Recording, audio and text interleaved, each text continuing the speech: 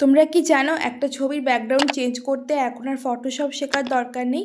আজকে আমি দেখাবো কিভাবে মাত্র একটা ক্লিকেই তোমরা যে কোনো ছবির ব্যাকগ্রাউন্ড কিন্তু বদলে ফেলতে পারবে একদম ম্যাজিকের মতো। তাই পুরো ভিডিওটায় তোমরা অবশ্যই চোখ রাখো।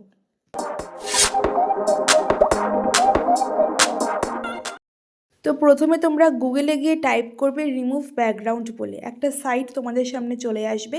ওই সাইটে তোমরা ক্লিক করে দেবে, ঠিক আছে। তারপরে দেখবে এই সাইটে ঢোকার পরে তোমরা দেখতে পাবে ওখানে লেখাই থাকে remove image background free, automatic free. তো তোমরা ওখানে আপলোড ইমেজ বলে একটা অপশান পাবে, ওই অপশানটায় ক্লিক করবে।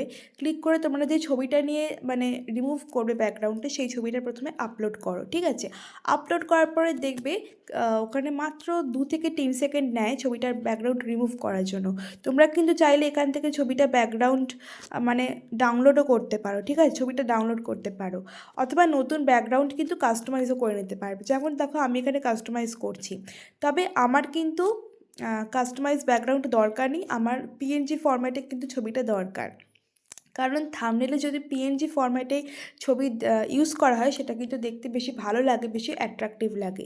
সেটা ইমোজি হোক, তোমার ছবি হোক, বা যে কোনো অবজেক্ট বা জিনিসপত্রের হোক, দেখতে কিন্তু দারুণ লাগে। আচ্ছা, এই ছবিটা আমি কিন্তু এবার ডাউনলোড অপশনে ক্লিক করে ডাউনলোড করে নেব, তাহলে কিন্তু ছবিটা আমার গ্যালারিতে চলে আসবে। আর এই ছবিটা দিয়ে কিন্তু আমি যে কোনো রকম থাম্বনেল বলো বা পোস্ট বানাতে পারবো। তো ডাউনলোড অপশনে ক্লিক করছি, প্রিভিউতে ক্লিক করলাম, ডাউনলোড হয়ে গেল, দেখতেই পাচ্ছ। তো বিফোর অ্যান্ড আফটার তোমাদের চোখের সামনেই রয়েছে, তোমরাই দেখে বুঝতে পারছো আগে ছবিটা কীরকম ছিল, এখন কীরকম হয়েছে। তোমরা কিন্তু প্রফেশনালি এভাবে এডিট করতে পারবে ছবিগুলো। তো আজকের এই ট্রিক্সটা তোমাদের কেমন লাগলো অবশ্যই কমেন্ট করে জানাবে, আর এমন আরও ট্রিক্স পেতে তোমরা কিন্তু আমার চ্যানেলটা অবশ্যই সাবস্ক্রাইব করে রাখবে। চলো পরের ভিডিওতে দেখা হচ্ছে, সবাই খুব ভালো থেকো, সুস্থ থেকো, টাটা।